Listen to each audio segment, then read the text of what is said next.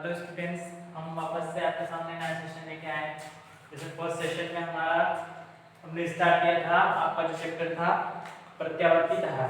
ठीक है, तो प्रत्यावर्ती धारा में आप अगला जो कंटेंट है वह है प्रत्यावर्ती धारा का उत्पादन।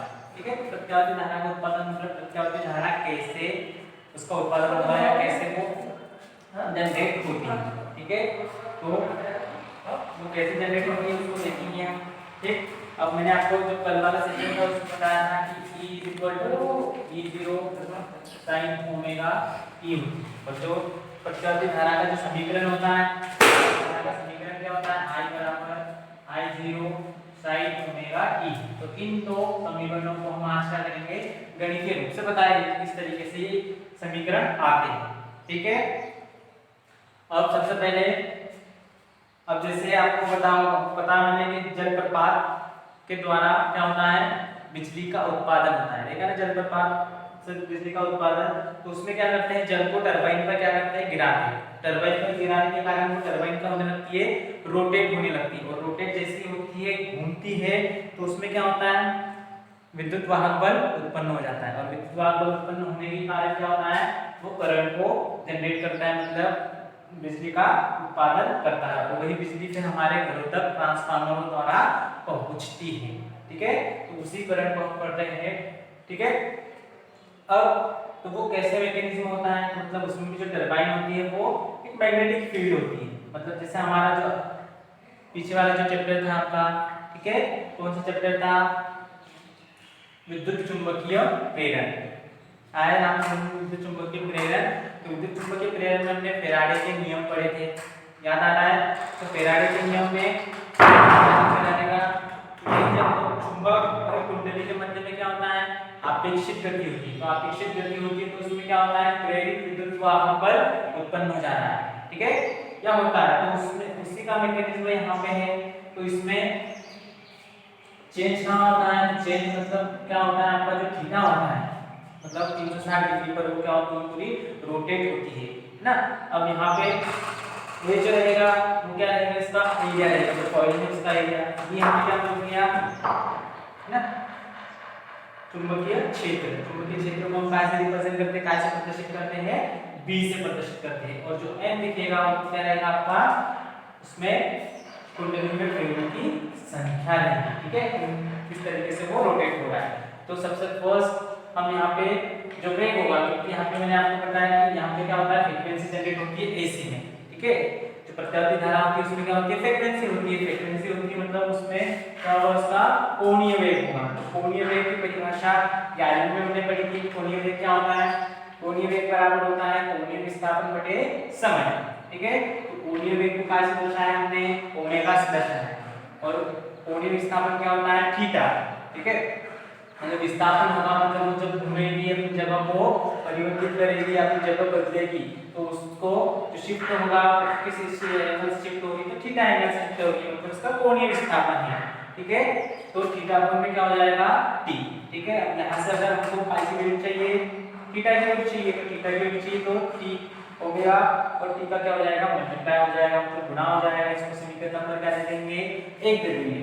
फिर उसके बाद में क्या करेंगे, अब यहाँ पर ठीक है, अगर आपको फैराडे के नियम याद है या फिर आपने फैराडे के नियम को अच्छी तरीके से समझा है, तो उसमें क्या हो रहा था, यहाँ पे चुंबकीय फ्लक्स जनरेट होगा। क्या जनरेट होगा, चुंबकीय फ्लक्स। और वो कैसा रहेगा, परिवर्तित रहेगा। तो परिवर्तित होने के कारण मैंने आपको दिखाया किसी क्षण कुंडली से संबद्ध चुंबकीय फ्लक्स उससे जुड़ा हुआ चुंबकीय फ्लक्स क्या होगा। तो चुंबकीय फ्लक्स का फॉर्मूला हमने, ठीक है, स्टार्टिंग की थी उस चैप्टर की, पाई इक्वल टू क्या होता था, BA cos थीटा। ठीक है, और अगर उसमें जो n है, मतलब जो चुंबकीय लाइनें होती है, magnetic lines, line of force ना, मतलब चुंबकीय बल रेखाएं, तो n जो था वहां पे क्या था, चुंबकीय बल रेखाओं की संख्या थी। B जो था वो क्या था, B क्या था, अभी बता देना आपको कि चुंबकीय क्षेत्र से रिप्रेजेंट हुआ है, तो चुंबकीय क्षेत्र रिप्रेजेंट करना है इससे। उसके बाद में A जो रहेगा उस एरिया को रिप्रेजेंट करेगा, जिसमें से जितनी भी चुंबकीय लाइनें क्या होती है, पास आउट हो रही, जितनी भी चुंबकीय लाइनें निकल रही है, और वो सीधा ठीक है, उसका घटक था। ठीक है, अब तो phi is equal to direct कितना है हमको n A B cos phi, ठीक है, cos थीटा समीकरण नंबर 1 से देखो थीटा की जगह क्या है ओमेगा t है, तो फाई इज इक्वल टू क्या हो जाएगा n A B cos omega t। इसको समीकरण नंबर क्या देना है आपको, समीकरण नंबर देना है 2। ठीक है, फिर क्या करना है, फिर फैराडे के द्वितीय नियम से, क्योंकि यहाँ पे जो मैकेनिज्म है उसका, उसमें कौन सा लॉ यूज हो रहा है, कौन सा नियम लग रहा है, फैराडे का द्वितीय नियम। द्वितीय नियम क्या होता है फैराडे का, ठीक है, किसी कुंडली में चुंबकीय फ्लक्स में परिवर्तन की दर है ना, उसमें प्रेरित विद्युत वाहक बल की कैसे होती है, अनुक्रमानुपाती होती है। मतलब आपका ई के अनुक्रमानुपाती, और हमने एक प्रेरित विद्युत वाहक बल जो था उसका, उसके लिए फॉर्मूला लाया था, है ना, फॉर्मूला लाया था ना प्रेरित विद्युत वाहक बल के लिए। वो फॉर्मूला क्या था, E = -del phi अपॉन में dt। ठीक है, अब d अपॉन में dt क्या है, डिफरेंशिएशन वाला, किसके सापेक्ष में, t के सापेक्ष में डिफरेंशिएट करना है हमको, जो phi की वैल्यू रहेगी उसको।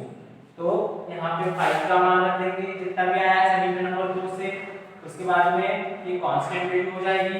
तो कांस्टेंट वैल्यू को क्या करना है आपको, कांस्टेंट वैल्यू को बाहर रखना है, इस तरीके से फॉर्मूले को अरेंज करना है। ये फॉर्मूला बन जाएगा डिफरेंशिएशन का, मतलब अवकलन का। ठीक है, तो अवकलन का फॉर्मूला बन गया। अब cos का अवकलन जो होता है क्या होता है, माइनस थीटा होता है। थीटा की जगह है ओमेगा टी है, तो यहाँ पे sin ओमेगा टी हो गया cos का, बट यहाँ पे वापस से आपको क्या करना पड़ेगा, ओमेगा टी का वापस होगा t के सापेक्ष। तो क्या हो जाएगा, t का 1 हो जाएगा डिफरेंशिएशन अवकलन, तो बचेगा क्या फिर ओमेगा। ठीक है, तो minus omega sin omega T, किसका अवकलन हुआ, इस पूरे का अवकलन हुआ। ठीक है, अब माइनस माइनस का हो गया प्लस। ठीक है, माइनस माइनस हो गया प्लस, फिर क्या बचा, n a b omega sin omega t। ठीक है, अब यहाँ पे देखो n a b ओमेगा, इसको हम क्या लिख सकते हैं, e नॉट के रूप में लिख सकते हैं या e0 के रूप में लिख सकते हैं। और e0 क्या रहेगा, प्रत्यावर्ती धारा का जो विद्युत वाहक बल होगा उसका अधिकतम मान होगा। मतलब जो शिखर विद्युत वाहक बल बोलेंगे या शिखर धारा के लिए हमने यूज किया था e0 का, वैसे यहाँ पे e0 का उपयोग करेंगे। और इसकी जगह पे, इस पूरे की जगह पे क्या लिख देना है आपको, e नॉट लिख देना है। तो हमारी इक्वेशन आ जाएगी इस तरीके से, e = e not sin omega t। तो ये क्या है, तो प्रेरित विद्युत वाहक बल हो रहा था उसकी इक्वेशन से। अब जैसे ये वाली इक्वेशन जो है, तो ये वाला जो समीकरण है इसको भी लाना है हमको, तो हमको इसके लिए ओम का नियम लगेगा। तो ओम के नियम में हमने देखा था, ठीक है, तो v = क्या होता है, i आ जाता है। ठीक है, अब यहाँ से i की वैल्यू चाहिए तुमको, तो इस तरीके से हो जाएगा। मतलब अगर इसमें ये जो मैकेनिज्म है, अगर इसमें क्या होता है, प्रतिरोध उपस्थित है, क्या क्या है, प्रतिरोध है, प्रतिरोध अगर उपस्थित है तो इस कंडीशन में अब ये जो v है वो क्या है, रूपांतर है। तो रूपांतर किसके बराबर होता है, विद्युत वाहक बल के बराबर होता है। मतलब E अपॉन में R क्या हो गया, ठीक है। अब वहां से अगर की वैल्यू इसमें रखी तो क्या हो जाएगा आपका E not sin omega t upon में R R। ठीक है, या फिर क्या हो जाएगा, E अपॉन R की जगह पर हम समझ सकते हैं I बराबर I0 sin ओमेगा t। ठीक है, कैसे आया, तो इसकी जगह पे मतलब E अपॉन R की जगह पे हमने क्या रखा है, I0। ठीक है, तो E अपॉन R की जगह क्या रखा, I0 रखा। तो I क्या हो गया, I0 sin ओमेगा t। ठीक है, आएगा समझ में। तो इस तरीके से इन दोनों इक्वेशंस को हम क्या कर सकते हैं, बता सकते हैं गणितीय रूप से। तो ये याद रखना आपको कैसे जनरेट होती है। ठीक है, प्रत्यावर्ती धारा। ठीक है, अब जो नेक्स्ट आगे का आपका जो कंटेंट है, तो वो कंटेंट है प्रतिरोध, प्रतिघात और प्रतिबाधा।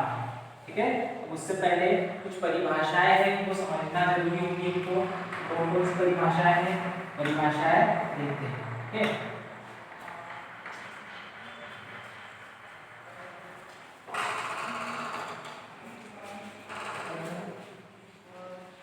ठीक है, परिभाषाएं देखते हैं।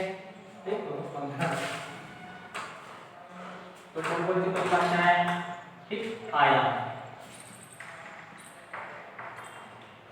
दूसरा जो रहेगा आपका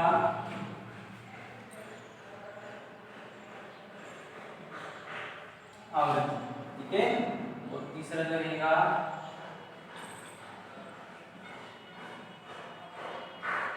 आवर्तकाल है ना। क्वेश्चन आपको पीडीएफ में मिल जाएंगे, पीडीएफ फाइल हम सेंड करेंगे आपको, कौन कौन से क्वेश्चन रहेंगे और आपको बुक से उसका आंसर लिखना है, ठीक है। तो आयाम क्या होता है, आवृत्ति क्या होता है और आवर्तकाल क्या होता है, ठीक है। इन तीनों को हम समझेंगे कि परिभाषाएं आपको लिखने के लिए आती है। तो सबसे पहले हम ग्राफ बना लेंगे किसका, प्रत्यावर्ती धारा का, इसमें हम इसको एक्सप्लेन करेंगे तो समझेंगे, ठीक है। तो सबसे पहले जो अधिकतम करंट होता है इसको I नॉट से हम डिनोट करते हैं, ठीक है। अब जो धारा, अब ये जो कर्व दिख रही है आपको, ये बराबर होती है एक्चुअली, हम इसको बराबर ही बनाएंगे,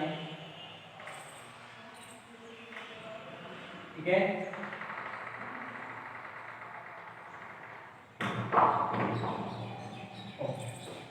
तो ये जो अधिकतम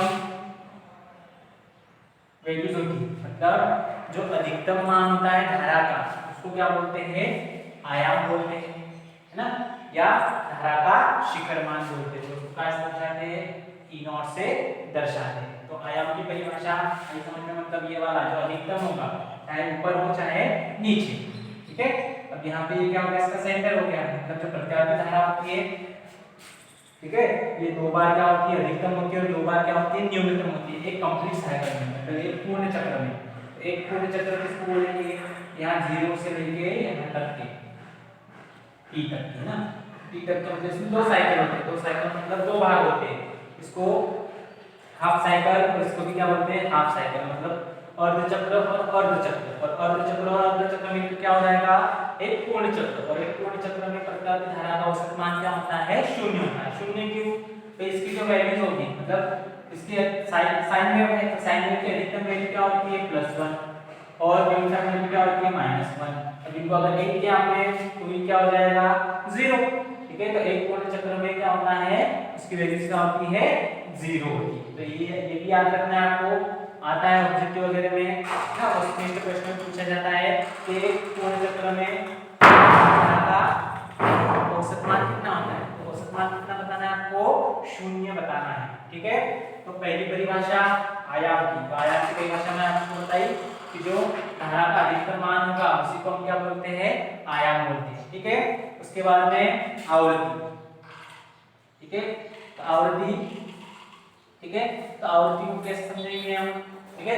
तो एक साइकिल कंप्लीट करने में, तो एक साइकिल में जितने भी क्या हो गया आपके, है ना, जितने भी आवर्तकाल होगी, ठीक है, मतलब जितना भी वो कंप्लीट करेगा तो उन्हीं की संख्या को क्या बोलते हैं, इसकी आवृत्ति बोलते हैं, ठीक है। मतलब जितने भी साइकिल को कंप्लीट करेगा 1 सेकंड में, तो उनकी संख्या को क्या बोलेंगे, आवृत्ति बोलेंगे। अब आवृत्ति को ऐसे दर्शाते हैं, f से दर्शाते हैं, n से दर्शाते हैं, ठीक है, या न्यू से भी आपको उसको दर्शाया जाता है, ठीक है। फिर आवर्तकाल क्या होता है, ठीक है, आवर्तकाल ना, तो आवर्तकाल क्या होता है, एक साइकिल कंप्लीट करने में, मतलब एक पूर्ण चक्र करने में उसको जितना भी समय लगेगा वो क्या होगा, उसका आवर्तकाल होगा। और उसका कैसे दर्शाते हैं, t से दर्शाते हैं, कैसे दर्शाते हैं, t से।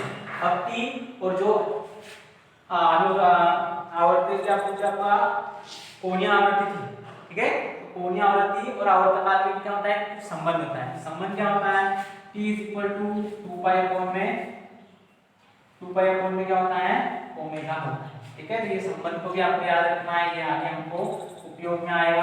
t = क्या होता है, 2 कोण में ओमेगा। तो आपको तीनों की परिभाषाएं लिखनी है, आयाम, आवृत्ति और आवर्तकाल। परिभाषाएं दी हुई है बुक में, आपको बुक से इसको सही तरीके से लिखना है और डायग्राम में आप उसको समझना है कि किस तरीके से, ठीक है। बाकी हम नेक्स्ट सेशन में हमारा कंप्लीट करेगा आगे का क्वेश्चन।